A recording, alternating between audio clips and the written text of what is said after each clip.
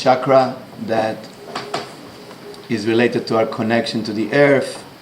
It's where the survival system sits.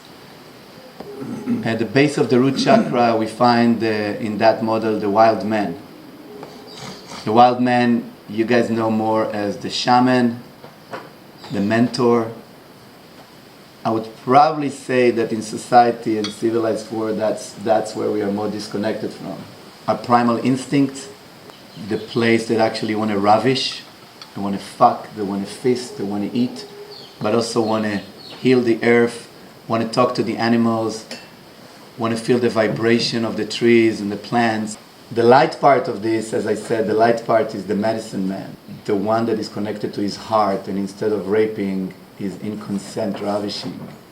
And instead of having such an impact on the earth, there is a permission, there is a balance in what we take and what we receive.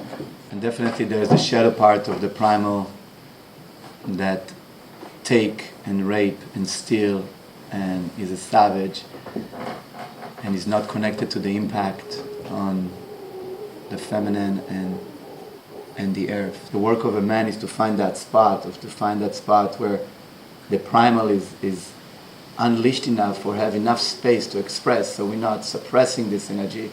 Well, there's enough mastery in the system to know how to move this really powerful energy.